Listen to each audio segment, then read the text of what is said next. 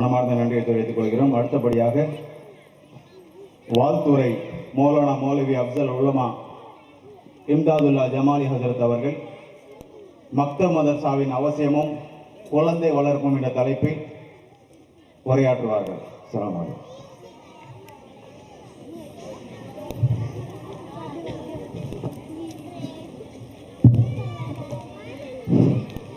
அஸ்ஸலாமு அலைக்கும் வரஹ்மத்துல்லாஹி வபரகாத்துஹு. எண்ணிலங்கா படைப்புகளின் எண்ணற்ற தேவைகளை எளிதாய் நிறைவேற்றுகின்ற எல்லாம் வல்ல அல்லாஹ்வே, உன்னையே வணங்குகிறோம், உன்னதுவி தேடுகிறோம். பாங்கிமிகு ஸலவாத்தை எம்பெருமானார் ரசூலை கரீம் ஸல்லல்லாஹு அலைஹி வஸல்லம் அவர்கள் மீது வாசனையாக ஓதி மகிழ்வோம். அல்லாஹும்ம ஸல்லி வஸல்லிம் அலா நபியிக வ ஹபீபிக ஸய்யிதினா முஹம்மதின் வ அலா ஆலி ஸய்யிதினா முஹம்மதின் வ பாரிக் வ ஸல்லிம் அலைஹி. சுப்ஹானக லா இல்ம லனா இல்லா மா அல்லம்தனா இன்னக அன்தல் அலீமுல் ஹக்கீம்.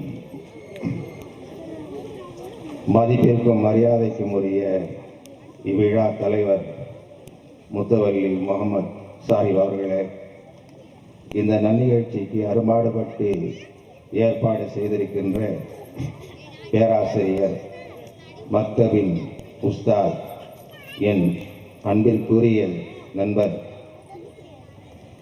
ஹிதாயத்துல்லா மிஸ்பாஹி அவர்களே, சற்று முன் உரையாற்றி அமர்ந்திருக்கின்ற டாக்டர் சாஹப் அவர்களே, பள்ளி நிர்வாகத்தின் அன்புக்குரிய தம்பி நஜீர் உள்ளிட்ட அனைத்து நிர்வாகிகளே, அன்பர்களே, நண்பர்களே, தாய்மார்களே, இந்த நன்னிகழ்ச்சிக்கு வருகை தந்து நமக்கு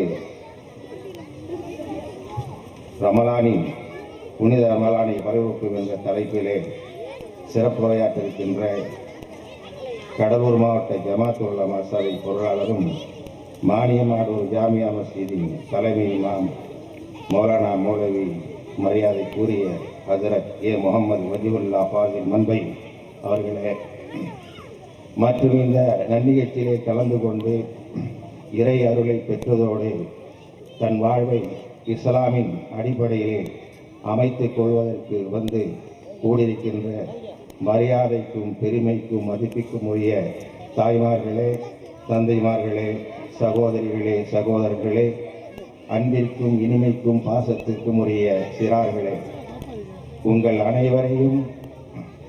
அனைவருக்கும் சலாமும் மின் அல்லாஹி அலைக்கும் வரஹ்மா என்று சொல்வதோடு அல்லாஹ்வின் நல்லருளும் பெருமானாரும் ஆசியும் என்றும் கிடைக்க துஆ செய்கின்றேன். அன்பார்ந்த நண்பர்களே, தாய்மார்களே, நாமெல்லாம் லா இலாஹா இல்லல்லாஹ் முஹம்மது ரசூலுல்லாஹ் என்று திருக்கலிமாவை முழங்கி அந்த எந்த திருக்கலிமாவை நம் இதயத்திலே சுமர்ந்து அந்த ஓரிரை நாம் வணங்கி வருகிறோமோ அவன் மீது நம்முடைய நம்பிக்கையை ஒப்படைத்தவர்களாக அந்த இறைவன் மீது நம்முடைய வாழ்க்கையில் ஆதரவு வைத்தவர்களாக வாழ்கிறோம். இதில் எந்த ஒரு மாற்றமும் இல்லை. ஆனால் நாம் கொண்ட ஈமானுக்கு என்ன பவர், அதற்கு என்ன சக்தி என்பதை நாம் விளங்க வேண்டும். அந்த சக்தி பவரை எல்லாம் அல்லாஹ்வும் அல்லாஹ் ரசூலும் தனது திருமறையிலே அழகாக வகுத்து தந்திருக்கிறார்கள். ஆனால் அதில் தெரிந்தால்தான் அந்த நிலையிலே நாம் வாழ முடியும். ஏனென்றால் பெருமானார் ஸல்லல்லாஹு அலைஹி வஸல்லம் அவர்கள் சொன்னார்கள், ஒவ்வொரு குழந்தையும் இஸ்லாத்திலே தான் பிறக்கிறது. பிறந்த குழந்தை எந்த மதத்திலோ, எந்த இனத்திலோ, எந்த கொள்கையிலோ அவருடைய தாய் தந்தையர் இருக்கிறார்களோ அந்த கொள்கைக்கு உட்பட்டு வளர்க்கப்படுகிறது, அந்த கொள்கையை அதை ஏற்றுக்கொள்கிறது என்று சொன்னார்கள். அது உண்மைதான். முஸ்லீம் வீட்டில் பிறந்த குழந்தை முஸ்லீமாக இருக்கிறது, கிறிஸ்துவ வீட்டில் பிறந்த குழந்தை கிறிஸ்துவராக இருக்கிறது, மற்ற மதத்தில் பிறந்த குழந்தைகளும் அந்த மதத்தை பின்பற்றுகிறது. இது உண்மைதான். ஆனால் முஸ்லிம் வீட்டு பிள்ளைகள் எப்படி இருக்க வேண்டும் என்று இஸ்லாம் வரையறுக்கிறது. அப்ப முஸ்லிம் வீட்டு பிள்ளை எப்படி இருக்க வேண்டும்? நாமெல்லாம் லா இலாஹா இல்லல்லாஹ் முஹம்மது ரசூலுல்லாஹ் என்ற திருக்கலிமாவை சொல்லிவிட்டோம். இறைவா, நீ தான் எனக்கு தேவைகளை பூர்த்தி செய்கிறார், உன் தூதர் தான் எனக்கு நல்ல வழியை காட்டினார், அதன்படி நான் செல்கிறேன் என்று நாம் சொல்லிவிட்டால் அந்த வழியில் நாம் செல்வதோடு நம் பிள்ளைகளையும் நடத்தாட்ட வேண்டும். அது நம் மீது கடமை. ஏனென்றால் குர்ஆனிலே அல்லாஹ் சொல்கிறான், அல் மாலு வல் பனூனு ஜீனத்து ஹயாத்தி துனியா, செல்வமும் பிள்ளை செல்வமும் இந்த உலகத்தின் மகிழ்ச்சி. இந்த உலகத்தினுடைய மகிழ்ச்சியை உச்சக்கட்டமாக திருக்குர்ஆன் என்ன சொல்கிறது தெரியுமா? அதாவது மகிழ்ச்சி மகிழ்ச்சி மகிழ்ச்சி என்று நாம் சொல்கிறோம். மகிழ்ச்சியிலே உச்சக்கட்ட மகிழ்ச்சி, அதற்கு பிறகு மகிழ்ச்சியே இல்லை. அதை திருக்குர்ஆன் வரையறுக்கிறது. زين للناس حب الشهوات من النساء والبنين والقناطر المقنطرة من الذهب والفضة والخيل المسومة والأنعام والحرث ذلك متاع الحياة الدنيا والله عنده حسن المآب. இதனுடைய பொருளை நான் உங்களுக்கு தமிழில் சொல்கிறேன். இந்த பொருள்களை சொல்வதை விட இந்த ஆயத்தினுடைய வடிவம் எப்படி இருக்கிறது, எதை நோக்கி இறைவன் சொல்கிறான் என்பதை நீங்கள் கேளுங்கள். ஒரு மனிதனாக பிறந்து விட்டால் அவன் எண்ணத்தில் உதிப்பது என்ன? இந்த உலகத்திலே இருக்கின்ற இன்பங்களை எல்லாம் அனுபவிக்க வேண்டும். இது ஒவ்வொரு மனிதனுக்கும் இயற்கையாக மனதிலே உதிக்கும். அதற்கத்தான் முயற்சி செய்கிறான். சிலர் வெற்றி பெறுகிறார்கள், சிலர் தோல்வி அடைகிறார்கள். ஆனால் இது யாரும் மனிதனாக இருந்து மறுக்க முடியாது. இது மதங்களுக்கு உட்பட்டதல்ல. அது எந்த மதமாய் இருந்தாலும், அது எந்த இனமாய் இருந்தாலும், மனிதன் என்றால் அவனிடத்திலே தோன்றுகின்ற ஆசை என்ன? இந்த உலகத்தில் இருக்கின்ற ஆனந்தத்தையும், இந்த உலகத்தில் இருக்கின்ற அற்புதங்களையும், இந்த உலகத்தில் இருக்கின்ற மகிழ்ச்சியான வாழ்க்கையும் அடைய வேண்டும் என்பதுதான் நினைப்பான். அதை அல்லாஹ் சொல்லுகிறான். ஒரு மனிதனுக்கு எப்படி எல்லாம் நினைக்கிறான்? உச்சக்கட்டமானதை சொல்லும் போது, எனக்கு தங்க மாளிகை வேண்டும்.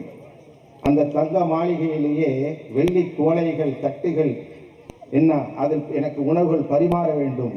வண்ண கார்கள் எனக்கு இருக்க வேண்டும், வண்ண குதிரைகள் இருக்க வேண்டும். நான் நினைத்தது போல் பல தோட்டங்கள் இருக்க வேண்டும். நான் நினைப்பது போல் பல ஏக்கர் கணக்கில் என்னுடைய விவசாயம் இருக்க வேண்டும். ஆடு இருக்க வேண்டும், மாடு இருக்க வேண்டும். என் தோட்டத்தை சுற்றி ஆனந்தம் அடைவதற்கு பூச்செடி இருக்க வேண்டும். இது இறைவன் குர்ஆனிலே சொல்கிறான். இது எல்லாம் மத்தாவுல் ஹயாத்தி துனியா, இந்த உலக வாழ்வுக்காக நீ தேர்ந்தெடுக்கின்ற உச்சக்கட்ட இன்பம். ஆனால் இறைவனிடத்திலே இருக்கிறதே ஒரு பேரின்பம். இது பேரின்பம் இறைவனிடத்தில் ஒன்று இருக்கிறது என்றான். அது என்ன என்றால், யா அய்யுஹல்லதீன ஆமனு, ஈமான் கொண்டவர்களே, ஈமான் கொண்டவர்களே, அல்லாஹ்வை ஏற்றுக்கொண்டவர்களே, ரசூலை ஏற்றுக்கொண்டவர்களே, ஐவேளை கடமையான தொழுகை நிறைவேற்றுபவர்களே, ஜக்காத்து கொடுப்பவர்களே, ஹஜ்ஜி செய்பவர்களே, கூ அன்ஃபுஸக்கும் வ அஹ்லீக்கும் நாரா, இறைவனுடைய இந்த கடுமையான நெருப்பை நீங்கள் பயந்து கொள்ளுங்கள், உங்களுடைய பிள்ளைகளுக்கும் பயந்து கொள்ளுங்கள். வல் ஹிஜாரத், அதனுடைய அந்த ஜுவாலுடைய என்ன தெரியுமா? மனிதர்களும் கற்களும். அப்ப ஈமானை நாம் கொண்டு விட்டோம், அல்லாஹ்வை ஏற்றுக்கொண்டு விட்டோம், அல்லாஹ்வின் கட்டளைக்கு கட்டுப்பட்டு விட்டோம், பெருமானார் வழியில் செல்கிறோம். நம் குழந்தைகளை நாம் அவ்வழியில் செலுத்தாவிட்டால் கொழுந்து விட்டு எரிகின்ற நெருப்பு தான் நமக்கு திருப்பு. நவுது பில்லாஹி மின் தாலிக். யா அய்யுஹல்லதீன ஆமனு, ஈமான் கொண்டவர்கள் தான் அல்லாஹ் சொல்றான். கூ அன்ஃபுஸக்கும் வ அஹ்லீக்கும் நாரா, உங்களையும் உங்கள் பிள்ளைகளையும் உங்கள் குடும்பங்களையும் நரக நெருப்பிலிருந்து காத்துக் கொள்ளுங்கள். அப்ப நரக நெருப்பிலிருந்து காத்துக்கொள்ள வேண்டும் என்றால் அந்த பிள்ளைகளுக்கு இஸ்லாமிய கல்வி புகட்ட வேண்டும், இஸ்லாமிய நெறிகளை சொல்ல வேண்டும். சையதுனா இஸ்மாயில் அலைஹிஸ்ஸலாத்து வஸ்ஸலாம், உங்களுக்கு எல்லாத்துக்குமே தெரியும். இன்னைக்கு ஹஜ்ஜி பெருநாள் இருக்குன்னு சொன்னா இஸ்மாயில் அலைஹிஸ்ஸலாம் அவர்களுடைய தியாகம் அன்று நடைபெறவில்லை என்றால் இன்னைக்கு ஹஜ்ஜி பெருநாள்ல குர்பானே வந்திருக்காரு. அவங்க தன்னுடைய அவங்கள பற்றி அல்லாஹ் தஆலா சொல்றான். அவங்களுக்கு எத்தனையோ இபாதத்துகள், எத்தனையோ வணக்கங்கள் செய்தார்கள். அத்தனை வணக்கங்களை விட ஒரே ஒரு வணக்கத்தை இறைவன் விரும்பி ஒரு சர்டிபிகேட் கொடுக்கிறான். உதுகுரு ஃபில் கிதாபி இஸ்மாயில், நபியே இஸ்மாயில் அலைஹிஸ்ஸலாம் அவருடைய வாழ்க்கையை பற்றி சற்று சிந்தியுங்கள், சற்று எடுத்து சொல்லுங்கள். உதுகுரு ஃபில் கிதாபி இஸ்மாயில் இன்னஹு கான சாதிக்கல் வாதி வ கான ரசூலன் நபியா, இறைவனுடைய கட்டளைக்கு மாறு செய்யாத கட்டுப்பட்டவர். உண்மைதானே? இப்ராஹிம் சொன்னாருங்க, மகனே நான் ஒரு கனவை கண்டுவிட்டேன், இறை வழியிலே உன்னை அழுத்து பலியிட வேண்டும் என்று சொன்ன பொழுது, பாவா நீங்கள் கடமையை செய்யுங்கள், அதற்கு நான் உடந்தையாக இருக்கிறேன் என்று கட்டுப்பட்டார்களே. கான சாதிக்கல் வாதி வ கான ரசூலன் நபியா. இந்த நபி என்ன செஞ்சாங்க? எந்த அமலை செஞ்சு இந்த அல்லாஹ்விடத்துல கேட்டாங்க? எந்த அமலை செஞ்சு அல்லாஹ் இடத்துல பெரிய பதவி கேட்டாங்கன்னு சொன்னா, பதவி பெற்றாங்கன்னு சொன்னா, وَكَانَ يَأْمُرُ أَهْلَهُ بِالصَّلَاةِ وَالزَّكَاةِ وَكَانَ عِندَ رَبِّهِ مَرْضِيًّا. சுப்ஹானல்லாஹ். அல்லாஹ்வுடைய பொருத்தம் ஒரு ஆளுக்கு கிடைக்கணும்னு சொன்னா சாதாரண விஷயம் இல்லை. அல்லாஹ்வே சொல்லிட்டான், முழுமையாக அவரை நான் ஏற்றுக்கொண்டேன், என்னுடைய நேமத்துகளுக்கும் அவர் விரும்பிய வாழ்விற்கும் அவர் விரும்பிய எண்ணத்திற்கும் நான் அள்ளி தருக தயாராகி விட்டேன் என்று சத்திய வாக்கை சொல்லிவிட்டார் என்றால் அவங்க செய்த காரியம் என்ன? வகான யஅமுரு அஹ்லஹு பிஸ்ஸலாத்தி வஸ்ஸகாத். தொழுகையை ஏவினார்கள். அந்த தொழுகையின் மூலமாக இறை கடமைகளை கட்டளைகள் நிறைவேற்ற வழிவகுத்தார்கள். ஒரு நபி நினைத்திருந்தால் அந்த நபி தன்னுடைய மகனுக்கு நீ எப்படி சம்பாதிக்க வேண்டும், எப்படி பல கம்பெனிகளை உருவாக்க வேண்டும், எப்படி மாடிகளை கட்ட வேண்டும் என்று சொல்லிக் கொடுத்திருக்கலாமே. அதற்கு தடை இல்லையே. நிம்மதியாக சந்தோஷமாக வாழ்வதை இஸ்லாம் தடை செய்யவில்லை. 10 கார் வேண்டாலும் வைத்துக் கொள்ளுங்கள், 10 கோட்டைகள் வைத்துக் கொள்ளுங்கள். அது இஸ்லாம் ரீதியாக ஜக்காத்து கொடுத்தீர்கள், அந்த வாழ்வுக்கு இஸ்லாம் தடை இல்லை. அதுவும் குர்ஆன் தான் சொல்லுது. குல் மன் ஹர்ரமல்லாஹு ஸீனத்தல்லாஹி அல்லதி அஹ்ரஜ லிபாதிஹி மினத் தய்யிபாத் குஹ்ரிய லில்லதீன ஆமனு ஃபில் ஹயாத்தித் துன்யா வ ஃபில் ஆখিরাஹ். இந்த உலகத்திலே அற்புதமான இந்த அனைத்து வாழ்வும் இன்பங்களும் நான் முஸ்லிமுக்கு தான் படைத்தேன், மூமினுக்கு தான் படைத்தேன். அவன் சரியாக அதை யூஸ் பண்ணிட்டு முறையாக வந்தேன் என்றால் இதை விட நல்வாழ்வு இருக்கு என்று சொன்னான். அதனால பங்களா, காரு, சொகுசு தப்பே கிடையாது. இஸ்லாம் தடை செய்யல. முறை ஜக்காத்து கொடுக்கணும், அதை ஹலாலா சம்பாதிக்கணும். அந்த இறைவன் என்ன சொன்னான்? ஏழைகளுக்கு அள்ளி கொடுக்கணும், உற்றார்களை கவனிக்கணும், செத்த பந்த கவனிக்கணும். இந்த வகையில் வந்தா உனக்கு ஹலால். ஊரடிச்சு ஒல்ல போட்டு நான் மட்டும்தான் வாழ்வேன் ஹராம். அப்ப நன்மையாக சுகமாக இன்பமாக வாழ்வதற்கு இஸ்லாம் தடை இல்லை. இஸ்லாமிட்ட கோட்பாட்டின் மூலமாக நீ வாழ்கிறாய் என்றால் அதுதான் உனக்கு இஸ்லாமிட்ட விதி. அதன்படி நடந்தால்தான் கான இந்த ரப்பிஹி மர்தியா. அதனால தான் நபிமார்கள் எல்லாம் மௌத்தா போகும்போதெல்லாம் தன்னுடைய பிள்ளைகளுக்கு என்ன சொன்னாங்க? நீ தொழுகை நினைத்து ஜக்காத்தை செய்யணும். ஒரு நபிக்கு என்ன செஞ்சான்? இறைவனிடையே ஒரு நபிக்கு வாழ்த்து செய்தி சொன்னான். என்ன சொன்னான்? அவங்க பிறந்த நாளிலும் அவர் மீது சலாம் உண்டதாக, இறக்கும் பொழுதும் அவர் மீது சாந்தி உண்டாதாக, அவர் மறுமையிலே பின்பு எழுப்பப்படும் போது சாந்தி உண்டாதாக ஒரு நபி சொன்னான். என்ன தெரியுமா அவங்க செஞ்ச ஒரு இது? என்ன தெரியுமா? பர்ரதம்பி வாலிதைஹி பர்ரம்பி வாலிதைஹி வலம் யகுன் ஜப்பாரன் அசியா. தன்னுடைய பெற்றோர்களுக்கு அவர் பணிவிடை செய்யும் போது பெற்றோருடைய மனம் கடுகளவு கூட புண்பட்டதில்லை. ஒரு பெற்றோருக்கு பணிவிடை செய்த ஒரு இறை தூதருக்கு இறைவன் வாழ்த்து செய்து சொன்னார் என்றால் அந்த பெற்றோருக்கு நாம் எப்படி பணிவிடை செய்ய வேண்டும், இந்த பண்பை வீட்டில் கற்றுக் கொடுக்க முடியுமா? முடியாது. மக்தபுக்கு வந்தா தான் கற்றுக் கொடுக்க முடியும். என் பிள்ளை 5 வேளை தொழுக வேண்டும், தொழுகைக்குண்டான முறை இருக்கிறது, அந்த முறையில் உன்னால் வீட்டில் கற்றுக் கொடுக்க முடியுமா? முடியாது. மக்தபுக்கு வந்தாகும்.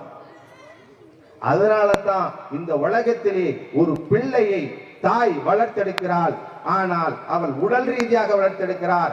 இந்த உலகத்திலே ஒரு பிள்ளையை தந்தை வளர்த்தெடுக்கிறான், அவனுக்கு வீரத்தையும் தைரியத்தையும் ஊட்டுகிறான். ஆனால் அதே ஒரு பிள்ளையை நல் வழியிலே வளர்த்தெடுக்கிறார் என்றால் அது மௌலவி ஆளும் மக்கள் தான்.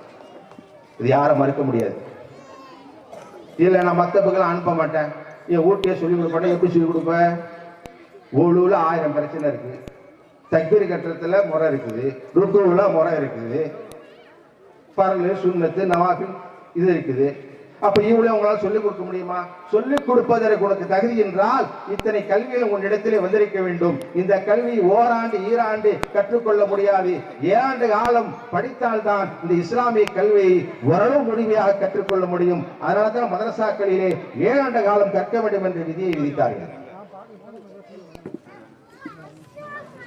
நமக்கு எல்லா வகையிலுமே எல்லா வசதியுமே அல்லாஹ் தந்திருக்கின்றான். ஆனால் அதை பயன்படுவதற்கு நம்முடைய மனம் வரவில்லை. காரணம், நம்முடைய எண்ணங்களும் செயல்களும் எங்கேயோ இட்டு செல்கின்றது. யாருடைய வழியே பின்பற்றுவதற்கு நாம் ஆசைப்படுகிறோம். ஆனந்தம் தருகின்ற வழியை விட்டு விட்டு வேறெங்கே செல்வது? இதற்கு என்ன காரணம்? நம்முடைய சூழ்நிலையை நாமே நிர்ணயிக்கின்றோம். அதுதான் காரணம். உங்களுக்காக ஒரு நேரத்தை ஒதுக்கிக் கொள்ளுங்கள். இந்த நேரம் வந்துவிட்டால் இந்த நேரத்திலிருந்து இந்த நேரம் வரை என்னுடைய பிள்ளை மக்தபுக்கு சென்று கல்வி கற்க வேண்டும். இந்த நேரத்து வரை என்னுடைய பிள்ளை அந்த கற்ற கல்வியை வீட்டிலே பிராக்டிஸ் பண்ண வேண்டும், பயிற்சி செய்ய வேண்டும். ஏனென்றால் இந்த திருக்குறள் ஆயத்தி கொடுத்தா வந்தது. நாளைக்கு யாரும் குறை சொல்ல முடியாது. அதுதான் அல்லாஹ் சொல்லிட்டான். யா யுஹல்லதீன ஆமனூ கூ அன்ஃபுஸக்கும் வ அஹ்லீக்கும் நாரா. ஈமான் கொண்டவர்களே, உங்களையும் உங்களுடைய குடும்பத்தையும் உங்களுடைய பிள்ளைகளையும் நரக நெருப்பில் இருந்து காத்துக்கொள்ளுங்கள். அந்த நரக நெருப்பு குற்றவாளிகளை தான் ஜோலியாக மாற்றப்படுகிறது. நரக நெருப்புக்கு வந்து புதுசாக நெருப்பு வரதில்லை. அதில் எரிக்கப்படுகின்ற மனிதனுடைய உடம்புகள் தான் நரக கங்காக மாற்றப்படுகிறது. அப்ப ஈமான் கொண்டு விட்டால் பத்தாது, ஈமான் கொண்டு விட்டு அந்த ஈமானின் ரீதியில் நாம் வாழ்வதோடு நம் பிள்ளையை வளர்க்க வேண்டும். வளர்ப்பதற்குரிய இடம் தான் மக்தபு. சில பேர் நினைக்கிறாங்க, மக்தபுக்கெல்லாம் என் பிள்ளை போவாதுப்பா, ஸ்கூல்லையே தீனியாத்துன்னு ஒரு பீரியட் வச்சிருக்கிறாங்க, அந்த ஒரு பீரியட்ல வந்து சொல்லி கொடுத்துருவாங்க. என்ன தீனியாத்து ஒரு பீரியட் என்ன சொல்லி கொடுக்க முடியும்? ஒரு பீரியட் 45 நிமிஷம், 45 நிமிஷத்துல 20 கிட்ட 30 இருக்கும். அவர் ஒரு ஹதீஸ் சொல்லி விளக்கம் சொன்னார்னாக்கா 20 நிமிஷம் போயிடும். அடுத்த ஒரு ஹதீஸ் சொன்னார்னா அடுத்த 20 நிமிஷம் முடிஞ்சு 2 ஹதீஸ் கற்றுக்கிட்டா முடிஞ்சு போச்சா? நீங்க மக்தபுக்கு அனுப்புங்க. மக்தபு நடத்துறவங்க இமாம்கள். இமாம்கள் என்றால் அவர் 7 வருடம் கற்றறிந்த ஆலிம் பெருமக்கள். அவர்களுக்குத்தான் அந்த பிள்ளைகளுடைய சூழ்நிலை அறிய முடியும். 10 வயசு பிள்ளை என்றால் இவளுக்கு என்ன சொல்லிக் கொடுக்க வேண்டும், 5 வயசு பிள்ளை என்றால் இவளுக்கு என்ன சொல்லிக் கொடுக்க வேண்டும் என்ற அந்த உணர்வு அவரிடத்தில் இருக்கிறது. அதற்கு தக்கவாறு சொல்லிக் கொடுப்பார்கள். நம்முடைய பிள்ளை பயின்று வரும். பெருமைக்காக நான் மக்தபுக்கு அனுப்ப மாட்டேன், ஸ்கூலுக்கு தான் அனுப்புவேன்னு சொன்னா அழிவை நாமே தேடிக் கொள்கிறோம். அல்லாஹ் காப்பாற்ற வேண்டும். அதாவது இப்ப நம்ம எல்லாம் கிராமத்தில் இருக்கிறோம், முஸ்லீம் மாகோல் எல்லாமே முஸ்லீமா ஒன்று பிணைஞ்சிட்டோம். இதனுடைய வேல்வேஷன் தெரியல. என்னுடைய நண்பர் ஜித்தாவில் என்னோடு பணியாற்றியவர், நல்ல ஊதியத்தை பெறக்கூடிய மனிதர். அவர் ஒவ்வொரு நாளும் கவலைப்படுவார். அவர் வாழ்வது சிட்டியா இருந்தாலும் அவர் வந்து எங்கே பிராமணர்கள் அதிகமாக இருக்காங்களோ அந்த இடத்துல அவர் ஊடு. அங்கே மதரசாக்கு அவர் போகணும்னு சொன்னா கிட்டத்தட்ட 1/2 கிலோமீட்டர். அங்கே தான் ஒரு பள்ளியாசம் இருக்கு, அங்கே தான் மக்தப்ல ஓதி கொடுக்குறாங்க. அவர் ரொம்ப கவலைப்படுவார். என்னுடைய பிள்ளைக்கு அலிஃபி பேர் சொல்லி கொடுக்க ஆள் இல்லையே, அலிஃபி பேர் சொல்லி கொடுக்க ஆள் இல்லையே, குர்ஆன் ஓதி கொடுக்க ஆள் இல்லையே, இப்படி என்னுடைய பிள்ளையை நான் வளர்த்து விட்டு அது ஒரு பருவமடைந்து காலேஜ் கல்லூரிக்கு சென்றால் அது இஸ்லாம் என்ன என்று தெரியாதே போய்விடுமே என்று கவலைப்படுவார். அந்த கவலை நமக்கு இல்லையே. 10 அடியில மக்தப் இருக்கு, மக்தபுல அல்லாஹ் சொன்னா நம்ம காலை கேட்குது. இவ்வளவு நெருக்கங்கள் இருந்தும் நாம் அலட்சியம் காட்டிவிட்டால் நமக்கு நாமே தீங்கு இழைத்துக் கொள்கிறோம் என்றுதான் சொல்ல வேண்டும். இதில் வந்து தாய்மார்கள் தான் இதுல முக்கியமா கவனமா செலுத்தணும். தந்தைமார்களை குறை சொல்ல முடியாது. தந்தை என்பவன் வீட்டை விட்டு அதிகமாக வெளியிருந்து பொருளாதாரத்தை ஈட்டிக் கொள்ளுபவன். அதிகமாக 24 மணி நேரம் பிள்ளைகளை கண்காணிக்கக்கூடிய ஒரு நிலையில் இருப்பவர்கள் யார் என்றால் தாய்மார்கள் தான். அப்ப அந்த தாய்மார்களுக்கு தான் இது பொறுப்பெடுத்து மக்தப் 2 வேளை நடக்குதா புள்ளைய காலையில் அனுப்பணும். அதே மாதிரி மகரிப் தொழுகை முடிஞ்சோடனே புள்ளைய அனுப்பணும். அனுப்பி இப்படி நீங்க பழக்கினா தான் உங்க புள்ள வந்து என்ன செய்யும், சாலிஹான புள்ளையாகும். அல்லாஹ் என்ன சொல்றான் தெரியுமா? யார் ஒருவர் ஒரு நன்மையை செய்கிறாரோ, இது ஹதீஸ் நான் சொல்றது, ஆயத்து வேற இருக்கு. யார் ஒருவர் ஒரு நன்மையை செய்கிறாரோ அந்த நன்மை செய்துவிட்டு அந்த நன்மையை செய்ய தூண்டுகிறார். ஒருவர் ஒரு நன்மை செய்கிறார், அந்த நன்மையை அவர் செய்துவிட்டு இந்த நன்மை நீ செய் என்று தூண்டுகிறார். தூண்டி அவர் செய்கிறார், அவர் தூண்டி இன்னொரு செய்கிறார். இப்படி எத்தனை பேர் தூண்டப்பட்டு அந்த நன்மை செய்கிறாரோ ஒவ்வொருவருக்கும் கொடுக்கின்ற அந்த நன்மை ஆரம்பத்திலே தூண்டினாரே அவருக்கும் அல்லாஹ் கொடுத்துக்கிட்டே தான் இருக்கான்.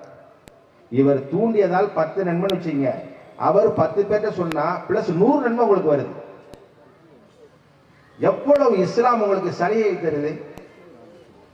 ஒரு ஜவுளி கடையில் டிஸ்கவுண்ட் போட்டாக்கா உடனே போய் உழுவுறோமா இல்லையா? எதுக்காக உழுறோம்? அதில் நமக்கு பிரயோஜனம் இருக்குது, அதுல நமக்கு லாபம் இருக்குது. அப்ப உலகத்திற்கு ஒரு லாபத்தை தேடுவதற்கு நாம் முயற்சிக்கும் பொழுது நிரந்தர வாழ்வான மறுமையுடைய லாபத்தை நாம் ஏன் தேடக்கூடாது? லா தகுர்னக்குமல் ஹயாத்து துனியா, இந்த உலக வாழ்க்கை உங்களை மயக்கிட வேண்டாம். இன்ன தாரல் ஆகிரத்த லஹியல் ஹைவான், நிரந்தரமான ஒரு வாழ்வு உங்களுக்கு இருக்குது என்றால் அது மறு உலகம் தான். இன்னைக்கு சயின்டிஸ்ட் என்ன சொல்றாங்க தெரியுமா?